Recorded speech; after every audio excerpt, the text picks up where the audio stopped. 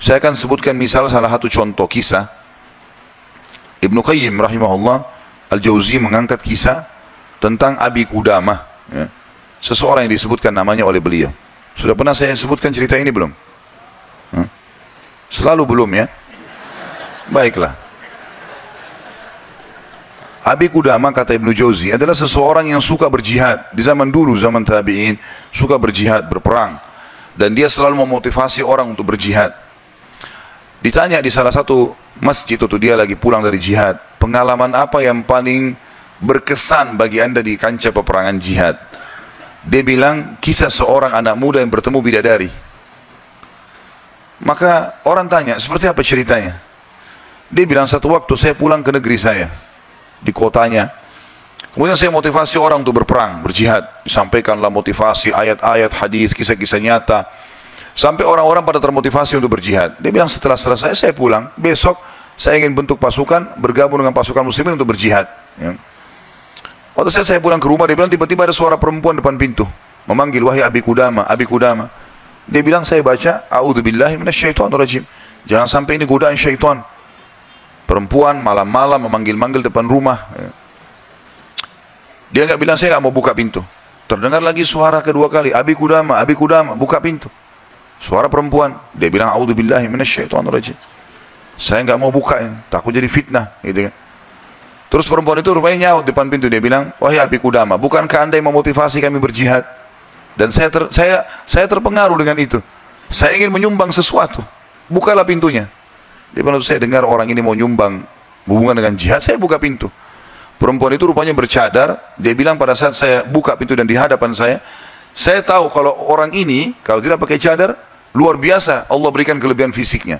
Terlihat, wanita ini punya kecantikan tapi dia tutup auratnya. Lalu saya alihkan pandangan saya dan saya katakan, apa yang akan engkau sumbang ibu? Dia bilang, sesuatu yang paling indah dari tubuh saya, hai Abi Qudamah, adalah rambut saya. Saya memiliki rambut yang sangat bagus dan panjang. Maka saya sudah memotongnya dan saya sudah membentuknya supaya menjadi tali kekangan kuda. Maka saya minta agar rambut saya ini engkau jadikan tali kekangan kudamu, agar minimal rambutku ikut berperang. Abi Qudamah bilang, saya heran dengan imannya ibu ini.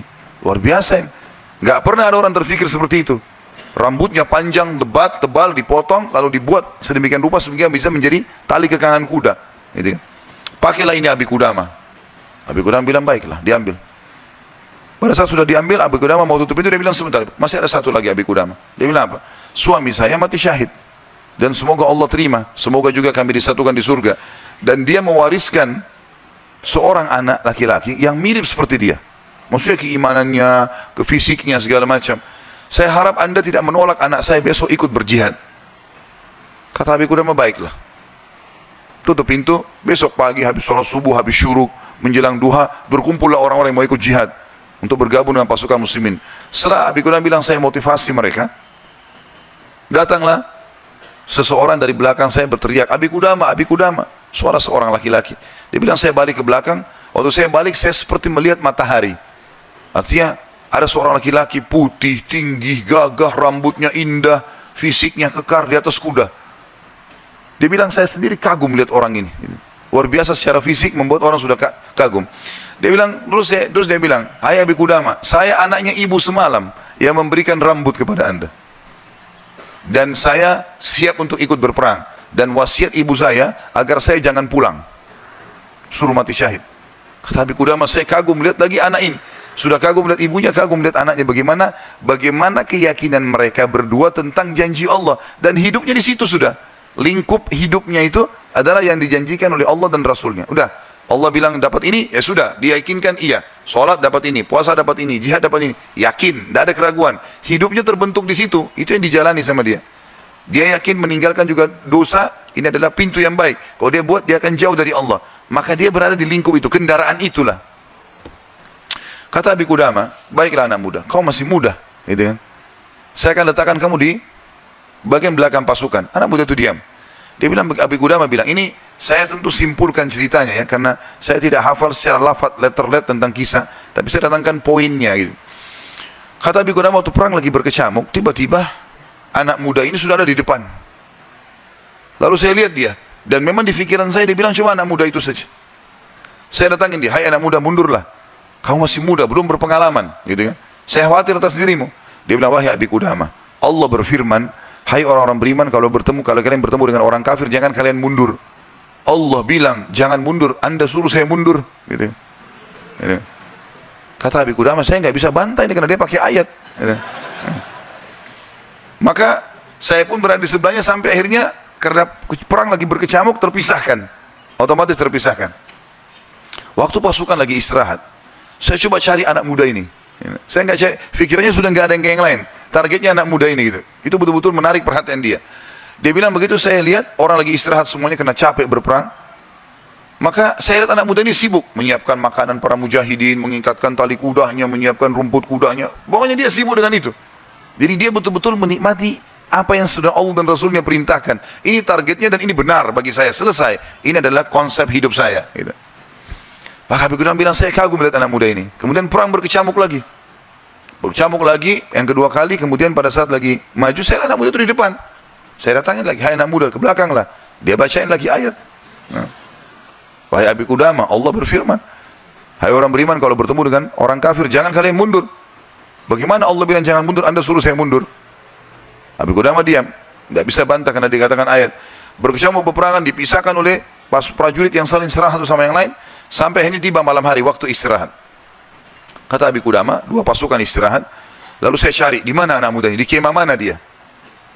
Cari-cari sampai dapat kemahnya. Kata Habib Qudamah, waktu saya masuk dalam kemahnya, saya temukan anak muda itu sedang tertidur dan senyum. Senyum lebar gitu. Saya penasaran anak muda ini lagi mimpi apa gitu. Dia bilang, saya tunggu sampai senyumnya sudah redah. Kemudian saya tepuk, bangunkan. Hai anak muda, bangunlah. Apa yang kau lihat dalam mimpimu?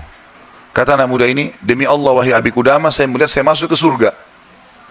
Saya masuk surga, saya lihat taman-taman, saya lihat pelayan-pelayan, lihat luar biasa surga yang luas. Dan saya lihat seorang wanita yang sangat cantik, saking cantiknya sampai saya tidak sabar untuk menjamahnya. Gitu. Lalu dia mengatakan, belum waktunya hai suamiku. Padahal sebenarnya anak muda ini belum menikah. Ya. Lalu dia bilang, engkau, perempuan itu bilang, engkau akan bertemu dengan aku besok siang. Kata anak muda itu, setelah itu Anda bangunkan saya. Dan saya berharap Allah membuat saya mati syahid besok. Gitu. Untuk mendapatkan apa yang Allah janjikan. Yang jelas, kata Habib Qudamah, saya kagum. Artinya Habib Qudamah pun sekian tahun berjihad, belum pernah mimpi seperti ini. Gitu kan? Besok pagi dia bilang, berkecamuk lagi peperangan. Saya temukan anak muda itu di depan. Terus dia menyerang musuh. Gitu kan? Sampai akhirnya peperangan selesai. Dan sudah menang muslimin, korban banyak di musuh dan di orang muslim. Anak Habib Qudamah bilang, target saya mengejar mana? Cari anak muda ini. Terbunuhkah atau belum terbunuhkah? Dicari. Dia bilang, saya cari di jenazah prajurit muslim yang disusun, ternyata ada bergeletakan, saya temukan ada anak muda itu. Penuh dengan darah. Gitu. Ya. Tapi masih hidup. Dan dia lihat, waktu saya datang, dia dengan senyum mengatakan, Habib Qudamah, kesinilah. Dalam kondisi lagi luka-luka ini. Berdarah-darah. Gitu ya. Kata Habib Qudamah, saya pun datang. Apa beritamu, hai anak muda? Dia bilang, hai Habib Qudamah, kalau kau pulang nanti ke kampung kita, ke negeri kita, sampaikan ke ibu saya salam dan bilang impian beliau sudah terkabulkan. Artinya saya akan menyusul ayah saya mati syahid. Lalu pesannya ini luar biasa. Dia bilang, wahai Habib Qudamah, apa kau ingat kisah tadi malam bidadari dalam mimpi saya? Kata Habib Qudamah, iya. Sekarang ada di sebelah saya, sedang senyum dan menunggu ruh saya keluar. Lalu dia akan membawa saya ke surga. Lalu kata Habib Qudamah, orang itu pun meninggal dunia dalam kondisi dia tersenyum, gitu kan. Maka Habib Qudamah bilang, saya menangis, gak bisa menahan melihat luar biasanya. Ibunya luar biasa, anak muda ini luar biasa, 17 tahun, punya kelebihan fisik yang mungkin tadi saya bilang, kebanyakan kita di Indonesia dihabiskan pada hal yang foya-foya, coba-coba kemaksiatan, ini semua omong kosong nih, dari syaitan, bukan begitu. Anak muda ini dididik oleh ibunya untuk targetnya surga. Bagaimana berperang mati syahid, seperti itulah. Kata Habib Qudamah, saya pun menguburnya.